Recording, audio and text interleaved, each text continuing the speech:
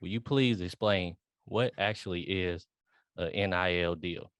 Well, that's the actually the perfect first question, because when you posed this to me a couple of weeks ago, I was telling you that a lot of my friends and family, and you made this point, that a lot of them think that since they've always wanted players to get paid anyway, that when they heard about this name, image, and likeness situation, they've all been under the impression that the schools have something to do with paying these guys.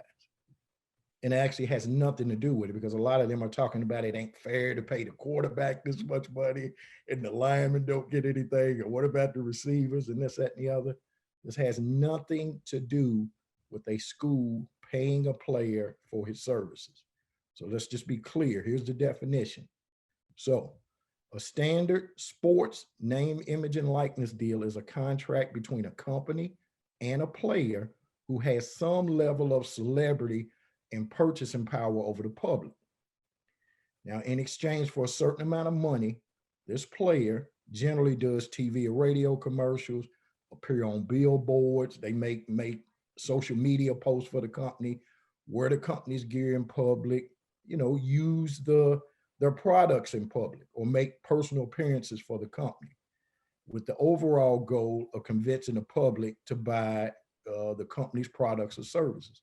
So you big UK guy, and this, your fan base is around the Lexington area. So let's just look at Ty Washington, for example.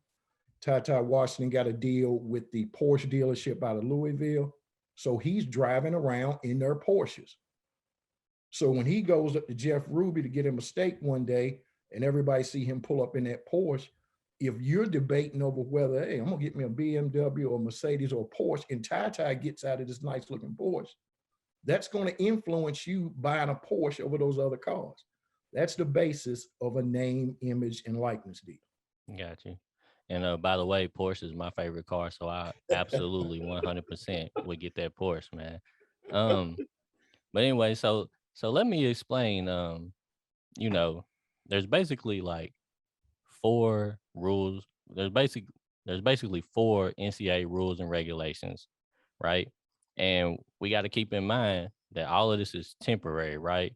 So there's no real like hardcore rules and regulations because it's changing so much, right? So Mm-hmm. first of all, the athletes cannot accept an NIL deal unless they actually play sports, right? Mm-hmm.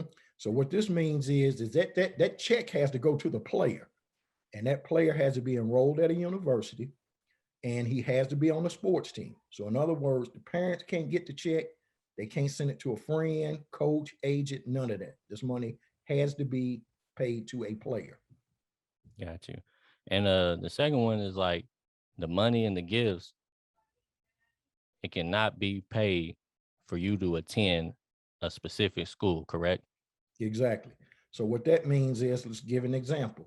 So a local Knoxville, Tennessee fast food chain can approach a player and say, okay, I'm requiring you to play at UT, University of Tennessee, as part of your name, image, and likeness agreement. Cannot do it. Got you.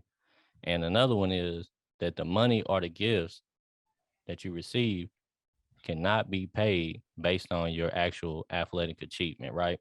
That's right.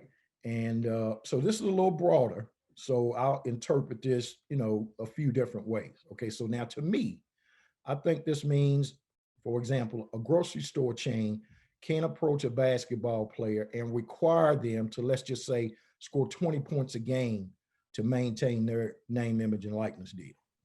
Or a local Cadillac dealer can't say, okay, for example, we'll give this football player a $75,000 NIL deal in cash, but then promise to give them a free Escalade as a bonus if they win the MVP in a bowl game. Or requiring an athlete to hit what's called statistical benchmarks for more money. Like a player can't sign a $100,000 deal and then get promised an extra 50,000 if he averages, let's just say 25 points a game, or if he's a running back, rush for 100 yards a game, and then maybe offer them maybe 50,000 more if they're an All-American. All of these things are illegal under the NCAA rules, and really, that could lead to point shaving and all kind of other gambling issues if you base this money on what kind of stats people are getting. Yeah, it absolutely would lead to all of that, Yeah. man. Um, so another rule is right, and this may seem like it's pretty cut and dry, but you cannot be paid by the actual school themselves, right? Pretty cut and dry.